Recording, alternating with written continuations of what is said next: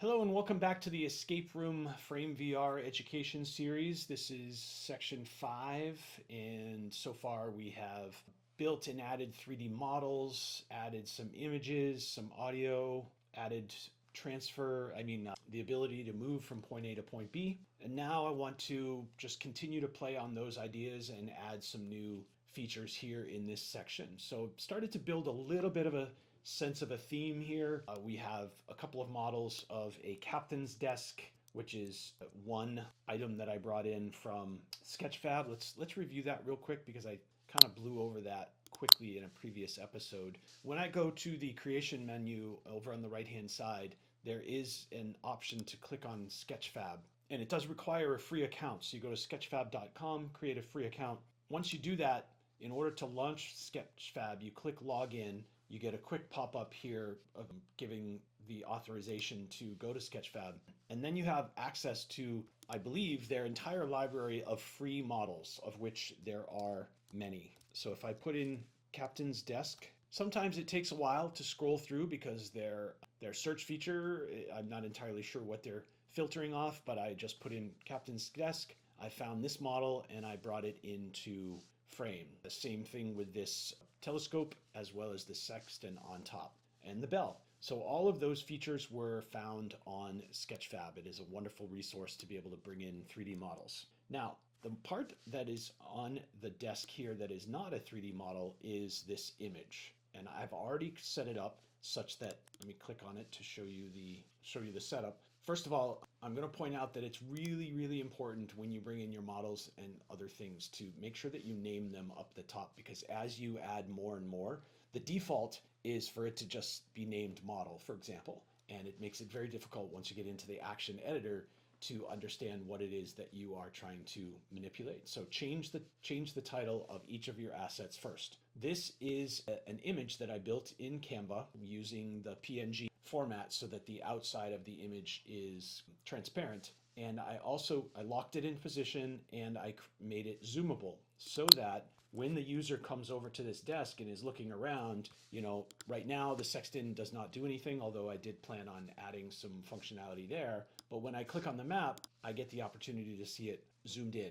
And I added the word clue here, very easy in Canva. That's another, if you don't know how to use Canva, that's something that you can go search for. But I strongly feel that the capacity of Canva to bring special items into a FrameVR immersive experience is absolutely essential. Most educators can get Canva for free. So this would be a way to create an interactive item here within our breakout room, and the user would click on it and see that there is the clue. So again, I was going to do the same thing with the sextant. That would be something, I can't really do much with the desk.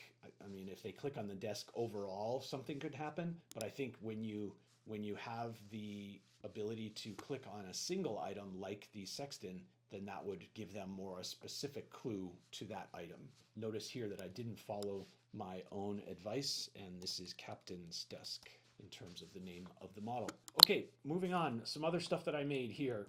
I created this bell, and I want to show you what the setup is in the action editor first. I did name it bell. I'm going to click on lock position so that I don't move it inadvertently. And I went to the action editor and I applied a couple of actions. When the user clicks on the bell, they are going to control the audio, and I downloaded the sound of 2 ship bells chiming, and that will play that audio. And then also, when they click it, I also have it to set the property of a 3D model called the captain, and the captain is originally hidden, of course, but when they click on the bell, then they will reveal the captain. So the user would be here, they're looking around, they've clicked on the map, they're clicking here, nothing really happening. And when I click on the bell, I get not only the sound, but I get a 3D model of a ship captain, but that I also was able to bring in over here from Sketchfab.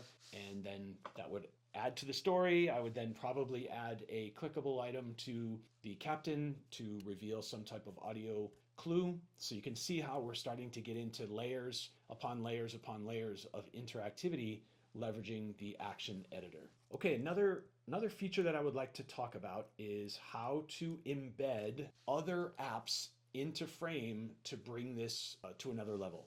So here I have a text label, simple text label. When I click on it to reveal the edit mode, you'll see that I named it Hangman, and down here at the bottom, I added a link, and I added a web link to a WordWall Hangman activity. WordWall is the third-party app. I just logged in, created an account for free, and went and searched for an activity to add a simple activity such as Hangman so that we can have a hidden word that is part of our escape room. When I was ready for this and I set my secret word, I went down in the lower right hand corner and I clicked on embed. Now, if you've never done any embed before, a lot of this looks kind of confusing, but we only want this part here that starts with the quotation in front of HTTPS and then ends quotation. Anything in between the two quotations, only with the HTTPS starting, that's the code that we need. We don't need all the other numbers. If you bring in all the other numbers, it won't work. Sometimes you can simply grab the URL and do that, but anytime a website says embed or share, and you're able to grab this code, then you can bring that back into FrameVR. When I clicked down here to web link, I added the URL, and under the open link in options, I chose embedded overlay, so that when the user sees this, they're going to click on it and they're actually going to be able to play the Hangman.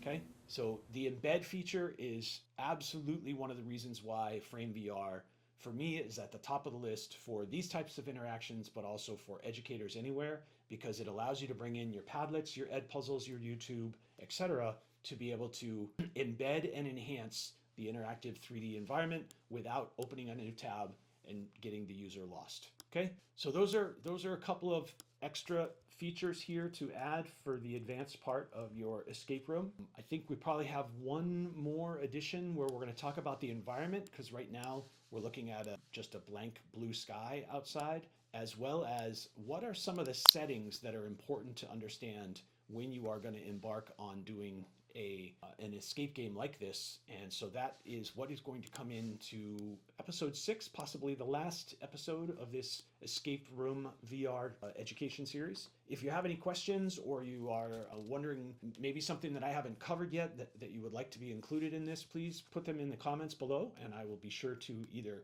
comment back on them, or I'd be happy to add another to this series to answer people's questions and build out some other additional components to this escape game activity. Thanks.